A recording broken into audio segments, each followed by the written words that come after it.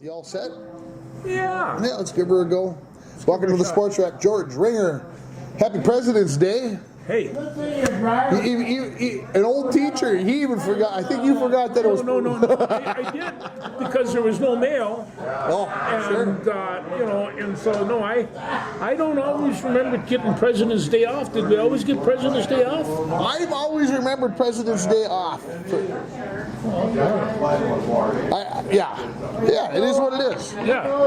We're changing the name of everything else, or we change the name of President's Day to something else? Anyway, that's another story. Let that one go, folks. Let it go. We won't mess that one anyway. Let it go. So, last Friday, Friday is Big Ten Wrestling Night. It is.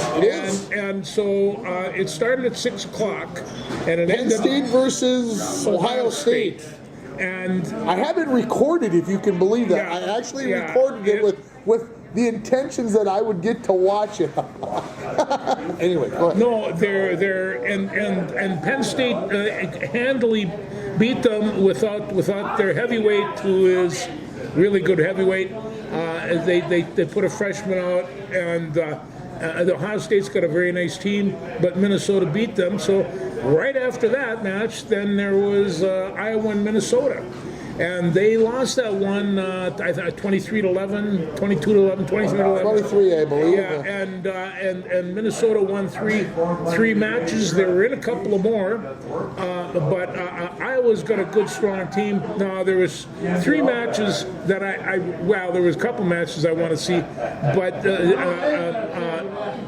Max McAnally, hey, the kid's for real, and he won it in overtime, sudden victory. It wasn't pretty by any stretch of the imagination, and sometimes you got to win that way. Yeah, you do. And I was talking to a guy from the Minnesota Valley down there, and he says everybody wanted to watch this guy play football a little bit more because he was a 200-pound just grinder of a running back, and as a linebacker, he was dangerous to have out there.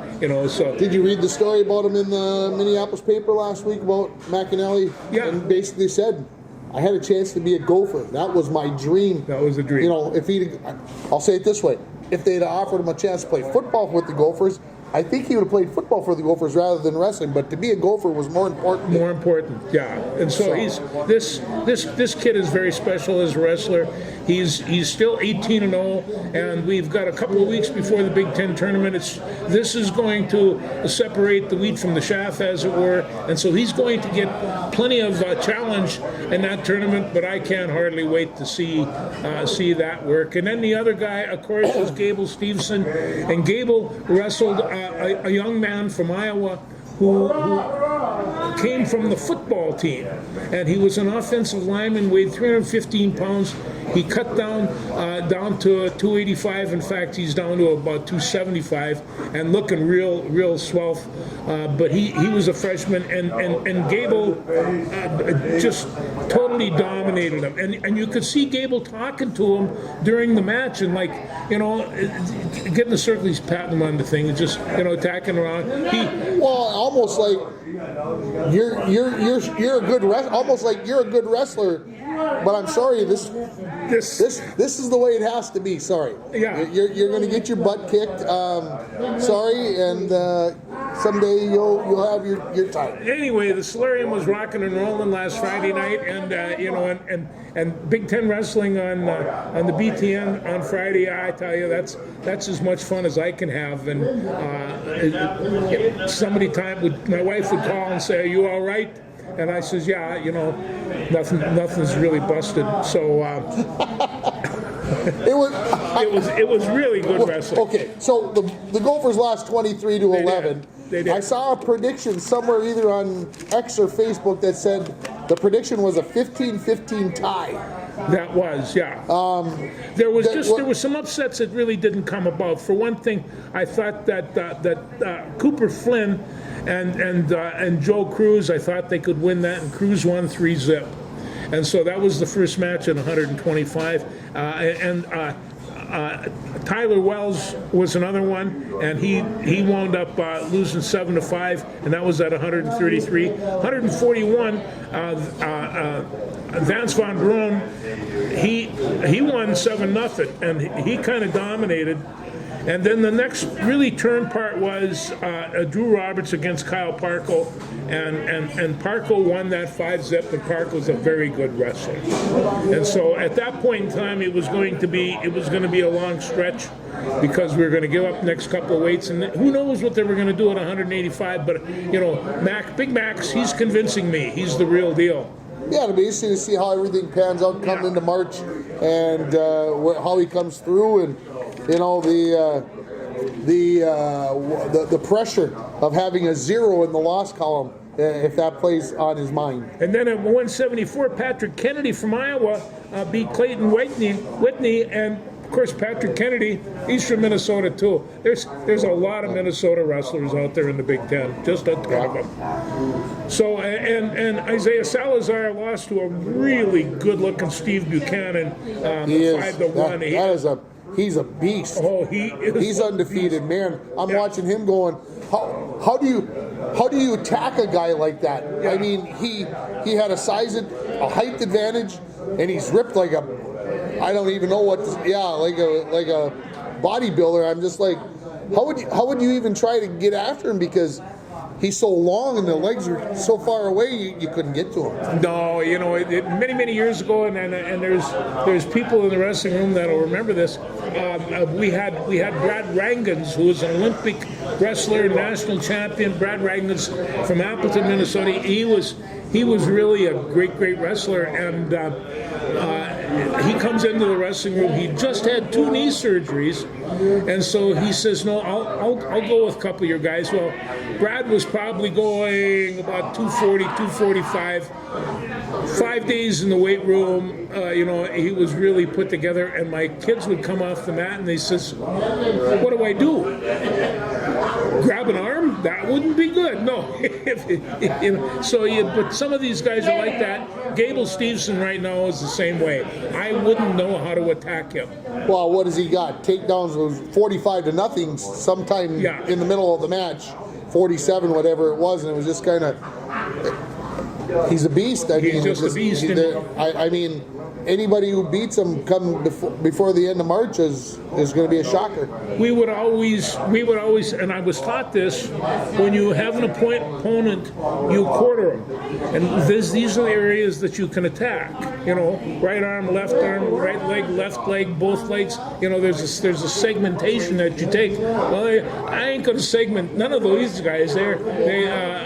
Gable Steveson is the best Minnesota's ever had in terms of that heavy of a wrestler.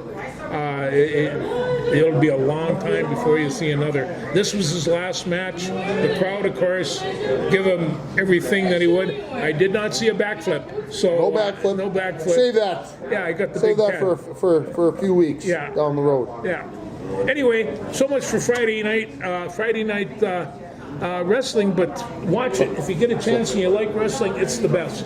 Section wrestling took place this past weekend. We were talking before we went on the air that Bemidji came up with a section championship in the boys. Well, they did. They beat Wilmer. 29-29 they beat them. Yeah, and so they did it. They won in criteria because they won 7 matches and Wilmer won 6. But Wilmer has been a knot in Bemidji's side for a long time. But I'm going to say this just because it's true. I first started watching Bemidji wrestling in the late 70s. I have never seen a time when they weren't a class act, where they didn't have outstanding, not just good coaches, outstanding attitudes, and really good support from the school. They've got a new young coach that took Rance. His name is Greg Surik. And Surik, he's got style, and he says, well, he doesn't like the spotlight and all the rest of that. I say all his predecessors put the spotlight on him, and he is handling it just fine. Okay. And it's just like, but you just take a look at it, and we know Evan Umdahl is part of this coaching staff. This coaching staff just reeks of class. Now, they used to have a guy named Rand Spar, and Rand Spar went over and started coaching the girls because he has a daughter. Well, I saw a video today where the daughter went out against this young man, and they were just kind of doing an exhibition type thing, and he took her down. She stepped over it and picked him up by the head and pinned him. And and it's just like, this is Rand Spar's little girl, and Rand Spar's little girl is perfectly capable from the feet, I'll tell you that. So they're so much fun to watch. But the individuals start on Saturday at Monticello. I won't see that. I hope that maybe I can get some of that on TV. But they got a great wrestling tradition, and go for it there, Jacks. I hope you guys do well. Yeah, it'll be fun to try to keep an eye on them. There's just there's so much going on this time of the year, high school sports-wise, with the start of the hockey playoffs. Yeah. Girls State hockey tournament starts Wednesday, et cetera, et cetera. It really is tough to keep up with everything. It really is. So yeah, you wanted a wrestling update on Hudson Mann. Yeah. I had a little meeting with his father the other day, and I said, George wants to know about Hudson Mann so we can give an update. And right now he's debating about which side of the border he's going to wrestle for, whether he's going to wrestle Canadian or whether he's going to wrestle American. But he's definitely trying to get ready for the U20s Greco-Roman. Is where he's is looking right now. Hudson has had a really strange upbringing, and it was later in life when he really started getting into high school wrestling. Prior to that, it was all AAU and this type of thing. And I just love Greco-Roman, and it's an acquired taste.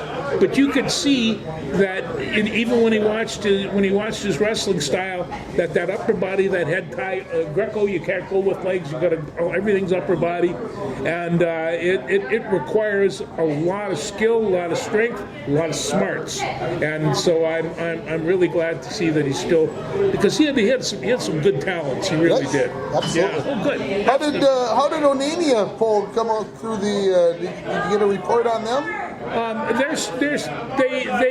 They were eliminated, but the girls have like 4 in the state tournament. They're really strong, and the individual tournaments will start on Saturday as well. So they're gonna have a few in there.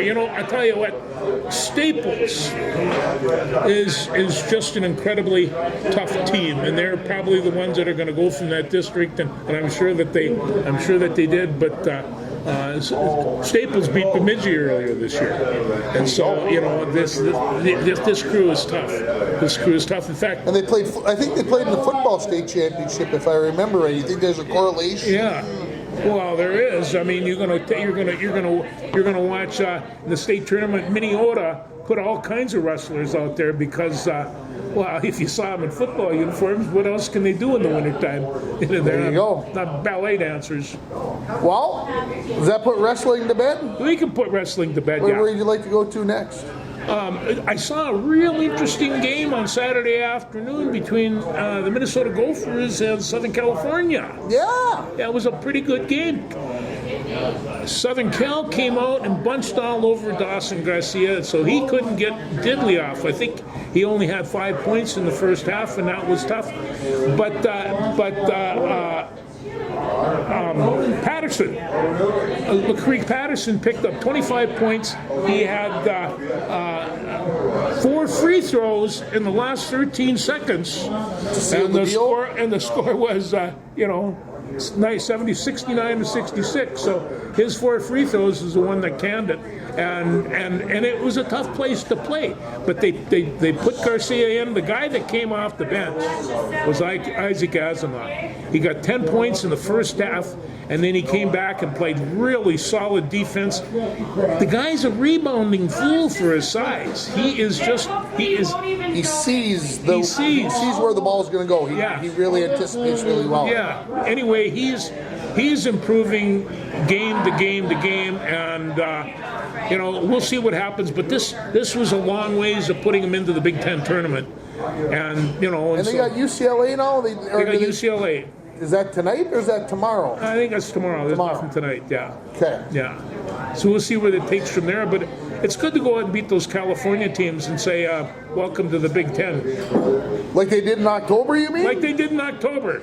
Haven't thought about that trip in a couple of days, so that's good to put that back in the forefront of the brain for a while. I have my name tag on my Bronco Nagurski picture, and it's right there, so I passed by. My wife has it hanging on her mirror. I'm like, why do you still have that there? I think she's doing the same thing. She had a good time. She had a great time. Yeah, she did.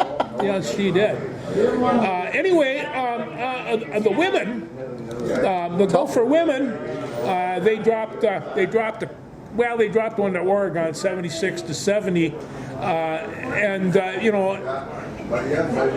the big thing for women's basketball was USC upset UCLA. Yeah, that's good. Here I go. Juju Watkins. Good for you. It was good for UCLA because you don't want that zero hanging on over your head. Yeah, Juju Watkins. She's impressive. She's really a lot of fun to watch, and she's just a scooter and a shooter and a scooter and a shooter. Wow, and a shooter. I like that. That's different. So it's girls basketball. Let's see. We're women's basketball. Right now they got Purdue coming up this week. They're going to have to start winning some games. They've been kind of dropping some close ones, and they got 3 games left. Yes. And before they played Oregon, there was a preview about what the Gophers had to do to make the NCAA tournament. Yeah. They figured the Big Ten is going to get 12 or 13. I even heard. Yeah. Into the Big Dance. So think about that. And the Gophers, they figured that if the Gophers went 2-2 over their final 4 games, that meant they were probably going to be in. So they lost on Sunday. Purdue's a very winnable game. Yeah. Got to take care of business, and then I forget who else is on the Nebraska and somebody else, I think. So, got to take care of business. Yeah, that's it. And you want to have a good ending. There's nothing worse than going in that tournament. After losing 2 or 3 games. I mean, you have to pump this up and. Yeah, and what have they lost now? 6 of their last 8. They're 2-6 of their last 8, I think. So that's that makes it tough. So,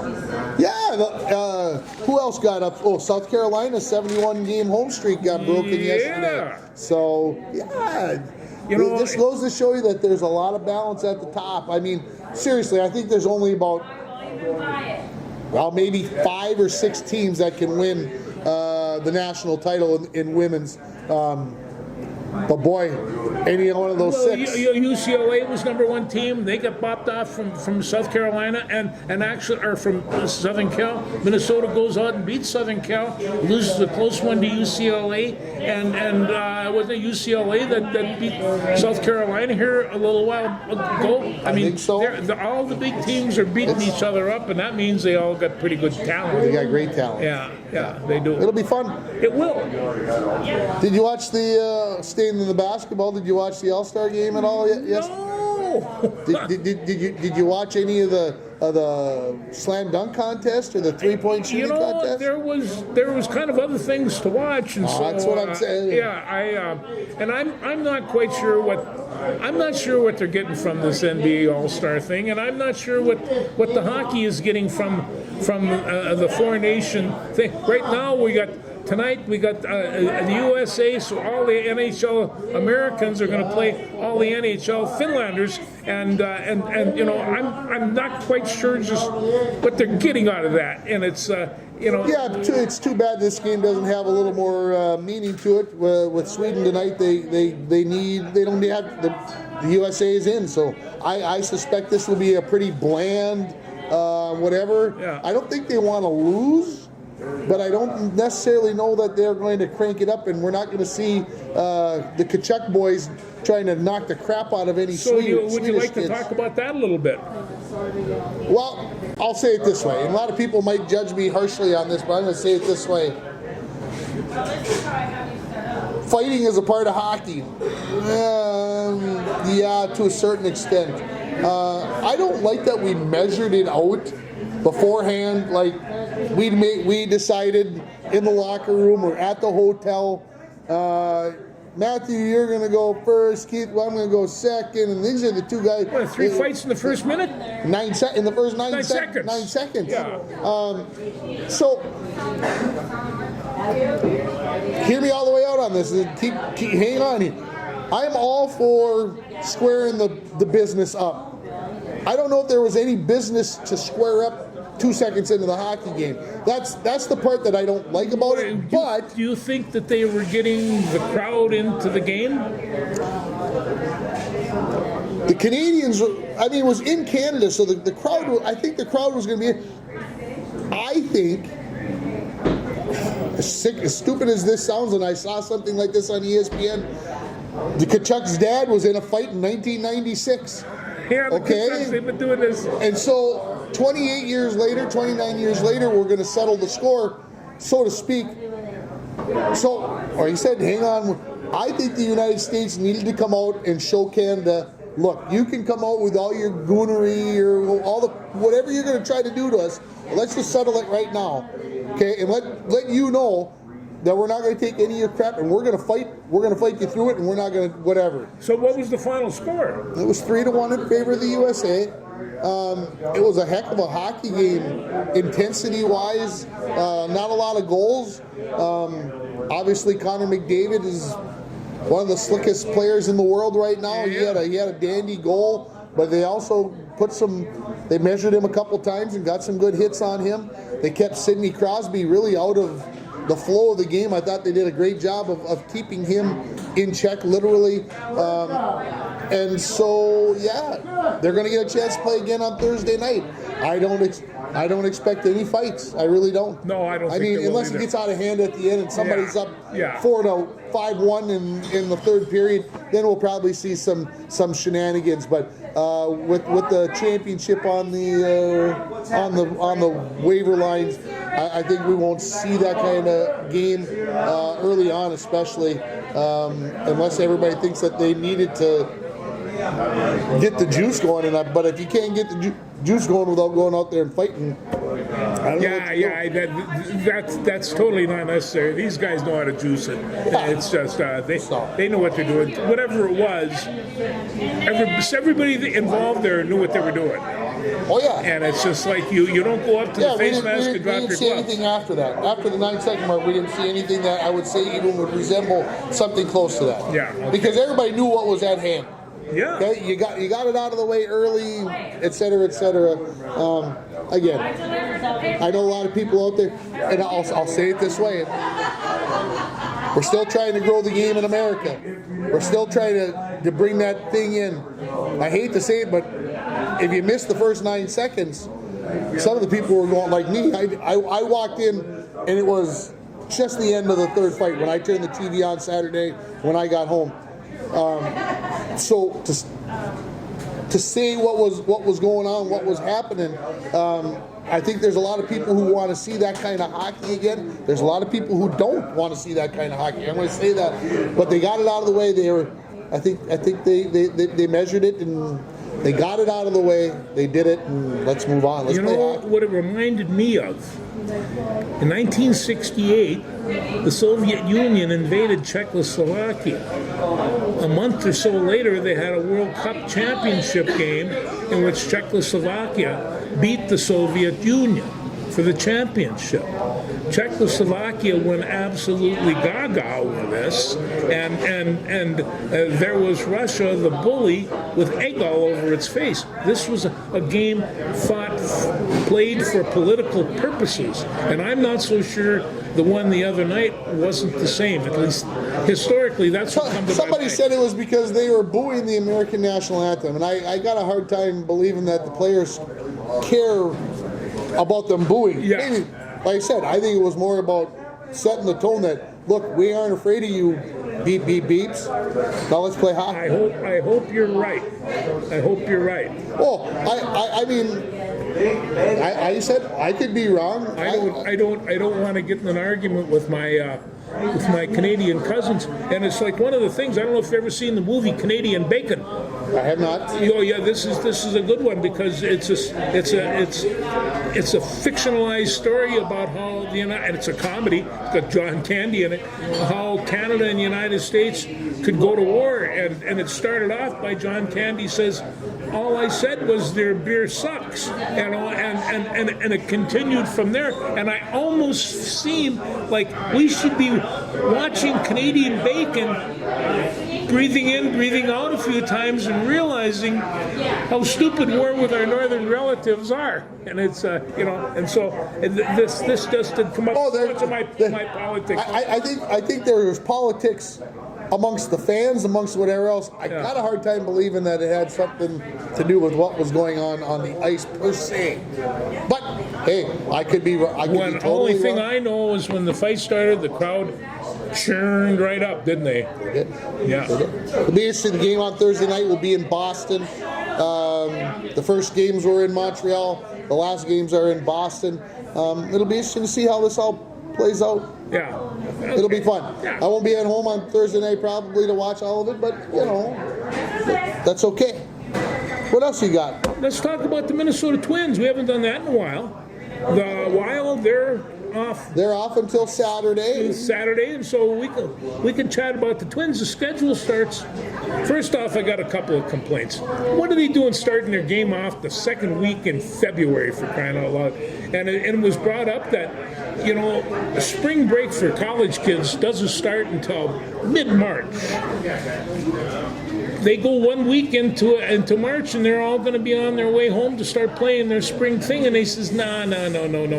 You start a little bit later, get those kids out down there, and so they can make some money and have a good time and start the party right. Anyway, that was pitching this year should be pretty good. That's what they were saying in the paper. I'm glad they believe that. Bailey Ober. Did you know that he's 6'9"? I did. I knew he was tall. I didn't know exactly how many. Well, I knew it was 6 a lot. It's like one of those things. If you want to take a look at a good professional basketball team, you could pick the pitching staff for the Twins. Chris Paddock. Donut 6'5". Lopez is 6'4", Chris Paddock 6'5", and Bailey Ober 6'9", and there's another guy in there that's 6'7". So this is the game I went to last year. Chris Paddock pitched, and he was standing. I mean, we were probably here to the wall away across the Rainier Muni here. He's a scary mother bugger. Yeah. Anyway.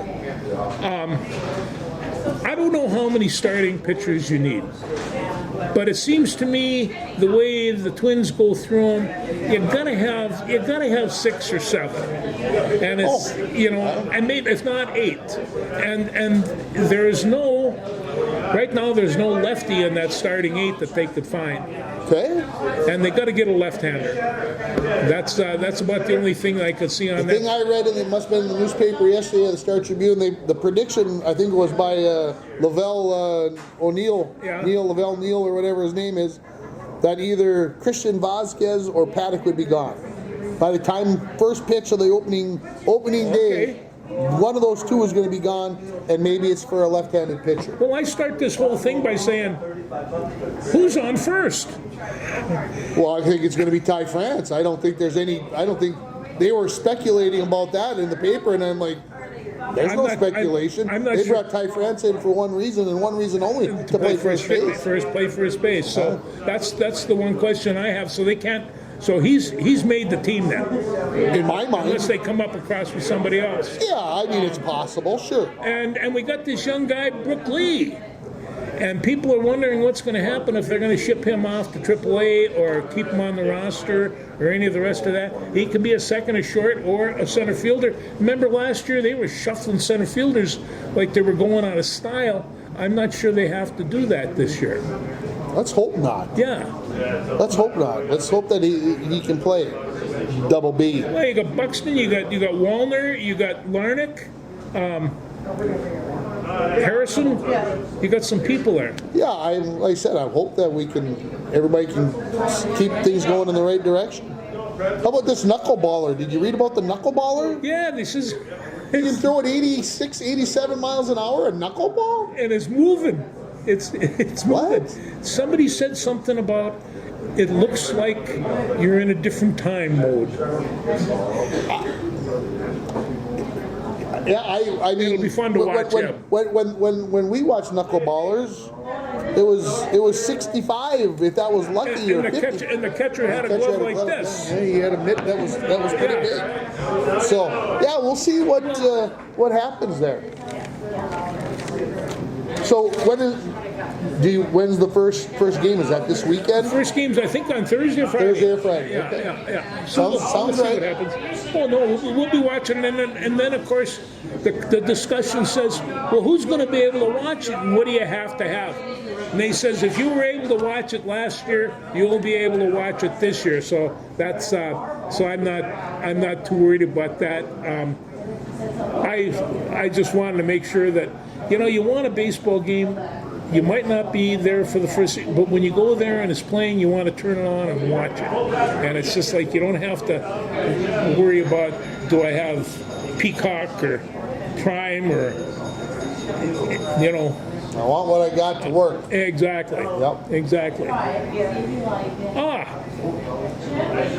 Timberwolves. What about the Timberwolves? Well, they had an interesting thing before the All-Star break. They lost to Milwaukee, And then they kicked Oklahoma City's butt. so we were discussing this Thursday morning at school, and Amos McKenzie was one of the conversers, and he said, "Oh, and what's going to happen tonight?" I said, "You give me the Timberwolves and 20 points," and I said, that might be close. Little did I know that OKC was going to lay an absolute egg on their way to the All-Star break. Yeah. I didn't see that one coming. No, I didn't either. The Wolves didn't have Gobert. Who else? The point guard. My gosh, I can't. Conley, thank you, and two others, and we still won by 15 points. What? No, it's if they can stay healthy, who knows what they can do? But I brought this up earlier. How can they be so inconsistent? They play really good defense some night, and the rest of the other night it just falls all over the place. But Milwaukee, they should have beat Milwaukee because Milwaukee's kind of bunged up, and they should have lost to Oklahoma City, and that just was the switcheroo. And so, we'll see what they do right after this All-Star break. But they got a long season to go yet, and it's just like, what are they? 31 and 25. So they're in the mix. They're in the mix. Yeah. Make the show. Well, on top of that, You don't want to have to play in the play-in series. Well, Stay out of that. and you sit down, and of course the big complaint is Karl Anthony Towns. Should they have gotten rid of him? And somebody says, face it was a good deal, and it probably had to be done. And it's just like, now we just have 20/20 hindsight because Towns is having a good season. Well, he's been having good seasons for a long time. He's a good basketball player. They're like, well, geez, he scored 40 again for the Knicks. Well, he was scoring 40 for the Wolves. You didn't expect him to go over there and pee down his leg. Luka Doncic was scoring 40 points for Dallas. He's going to go score 40 points for the Los Angeles Lakers. But there are decisions that need to be made. And that's still no guarantee that Los Angeles is going to walk into the championship. No, I don't think that either. And Dallas obviously got the short end of the stick because Anthony Davis, who I couldn't remember his name last month, Got hurt. So it'll be interesting to see what happens then. Yeah, it will be.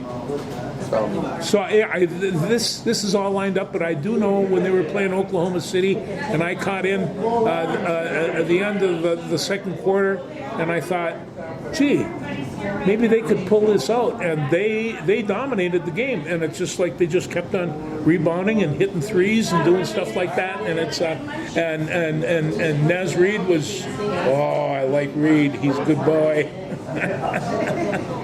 Yeah, like I said, he needs to be there every night. He has to be there every night. Well, they have to have, and if Gobert's not there, with Holmgren, where he's 7'3", you better have somebody that's some kind of a tree in the middle.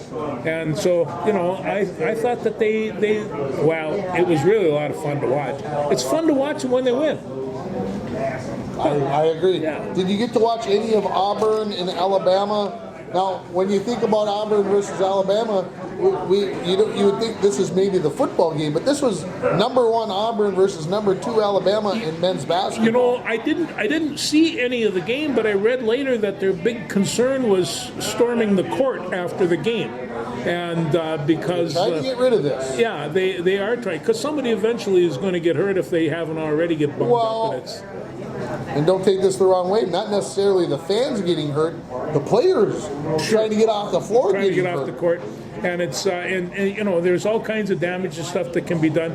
I mean, you get 6, 8, 10,000 people out on the court. All of a sudden, that's quite a sock hop. Shove and somebody it gets is. trampled, and I hate to say it this way, and all of a sudden you've got the Who concert from 1979 in Cincinnati, and it's gonna get somebody's gonna get hurt bad, and they need to rein it in. Who are you? Yeah, I can hear you. So let's talk about some high school sports here. High school sports. The hockey team plays Proctor tomorrow night. 18-7 regular season, most wins since 2008, I think, or 2009. Coach told me first IRC championship since 2008. Lost to Proctor back in early January down there, 5-3. It's going to be a fun one tomorrow night. We'll see what transpires. I think the boys would agree with me. The coaches I know would agree with me. The Broncos, despite being 18-7, have a tendency sometimes to come out a little flat, and they didn't seem to have any problem on Tuesday night. Maybe coming out when they won the conference, beating North Shore 6-0, but they came out against Lake of the Woods and had beat them 6-2 earlier, and just kind of came out flat and didn't necessarily crank it up. Only won 4-1. So I think that's a concern. But again, I'm going to say it this way. If you can't get cranked up for a playoff game, then you probably don't deserve to win. I think that they've seen the gradual improvement that you want to see towards the end of the year. Right now, they're a pretty good hockey team. I think they're probably, would you say they're as good a hockey team, better hockey team than they have been all year? Oh, right now I would say. They had the 5-game losing streak, and there was a lot of what's going on type of thing, and it was just one of those deals. They were dealing with a little injury, a little sickness, a little whatever, and just they weren't right. I would say over the last couple of weeks been playing much better, and so we'll see what happens. If they win on Tuesday, they get to go play at Amsoil on Saturday, and that should be enough of shouldn't need it in the playoffs to have another carrot, but getting to play at Amsoil is a pretty big deal. Well, it is, and that would all probably be against Hermantown, right? Cloquet's the number 1 seed, so you get number 1 Cloquet. Okay. Hermantown's 2, Hibbing's 3. So we would suspect that we'll say Hibbing and Hermantown in the other one, and of course Hibbing beat Cloquet, the number 1 seed earlier, and Proctor tied Hermantown. So they're all close. It's very close, and it's no guarantee that Hermantown's going to win it like it has been seemed like for the last 15 years, probably the last 14 out of the last 15 years, or even probably longer than that. That Hermantown was just going to win it, and so it's good to see the competition is there, and it'll be a good tournament. Yeah. I'm real curious as to how this is going to turn out, because when you have that many teams that are that close, anything can happen. That's where upsets come. Anything can happen. And who knows, Mr. Thompson could probably get hot in that goal, and you have a good hot goalie right now. That comes in handy. That comes in very handy. No doubt about it. Girls basketball regular season comes to an end this week.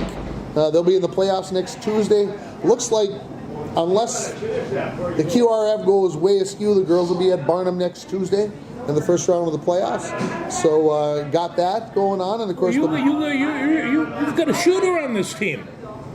on the girls On the team. girls' team. Which one? Well, Allie. Yeah, she's. I'll say she's streaky. How's Okay, that? okay. When she's on, and she filled it up against Little Fork. 29 points here a couple weeks ago, 6 3-pointers. It seems this girls' team is just, they're right there. They got to get over the hump. Lost to 2 Harbors this afternoon, 51-43. Right in the game, just couldn't. And this is kind of like I said, they're right there. They just, some key possessions and things just don't go their way, and got a chance here and there to make an easy bucket and don't. And, hey, it's the way it goes. That's why they play the game, That's right? why they play the game. That's why they play the game. Like I said, boys basketball's got 2 weeks left. They lost to 2 Harbors today as well. So we've got all that going on, and it's almost March Madness, right? It is. The craziness is coming around the corner here, and like I said, the tournaments are being played, and the state girls hockey tournament starts on Wednesday. There should be some interesting games in there, and War Road's the 3 seed coming out of our section 8 that we played in, the Falls girls played in. We'll see how all this plays out. War Road's the defending state champs. They've been there. They know what to do, et cetera, et cetera. So, but like I told you, I haven't got to watch much. I've been out watching Broncos sports. We've been busy with that in Eli, and we spent last weekend in Fargo, and this weekend we ran around. He had 3 games this weekend, so there hasn't been a lot of sports watching, and I'm feeling a little deprived. I'm feeling a little whatever. Yeah. It's not that I'm not getting to watch sports. It's just that I'm not getting to watch anything on TVs. And Having a son that's playing hockey means you're on the road. Period. we had to go over to War Road and be an Olympic. It was a little chilly in the Olympic arena, of course, like it always is. But we as parents saw hockey this weekend. They played 3 games. And all of a sudden, the light is turned on for these kids. Yeah. They're starting to understand position, where I'm supposed to be, pass the puck up the boards, pass across ice, D to D, these kinds of things. And you're just kind of going, it's finally happening. And now it's the end of the season. And when they come back next November, they're gonna have forgot it all. Yeah. And we'll start all over again. But it won't take quite as long to get No, there. it will, and each year it gets progressively shorter. Pretty soon it'll be the beginning of the year, and they'll be saying, and I don't care, when you have an athletic career when you're a youngster, you think you have forever. You don't. It's a very short period of your life that you're able to do that, and I used to say that to my 9th grade football players all the time. Guys, when you're done with this, you're going to have 24, maybe 26 games max. You've got to take care of every one. And it's just like tough. there aren't many of them, so they become precious. They become precious. That's a good way of putting it. What else you got in that book? Anything? No, that pretty much covers it. I can't believe we almost went 45 minutes or so with not much to talk about. No, well, we always have something to talk about. Yeah. I'm gonna have to get a new book here. But The thing that surprised me this week is how everybody decided that Kansas City was this horrible team. They got all these things that they got to fix, and I'm kind of like, how come you weren't saying that the 2 weeks before the Super Bowl? Why are you so smart now saying how bad they are? What? 60% of them are still picking them as champs, and it's Travis Kelce's got to go. They don't get a left tackle. They're never going to win another game for the Kansas City Chiefs. I'm like, what? well, I saw him pick up this girl, and she was really pretty, and I think it's his girlfriend. So whatever he has, he can go have fun. They are saying he will kids. not be a Kansas City Chief next year. I don't think he will either. Too much money. They got to spread the wealth. Yeah, they do, and I mean, I think he learned something from his brother Jason. That this is, you go there and you can make plenty of money, and they Something else. Yeah, do something else. And Jason Kelsey, I mean, the commercials he's doing and his analysis that he's doing, he's one of my favorite broadcasters now, and it's Well, like I said, there's another step out there, right? there is another step out there. Coaching or whatever. Yeah, I agree. All right, folks. We'll talk to you next week sometime. I'm not sure when that's going to happen, but we'll see Thanks a how lot. it all goes. Take care.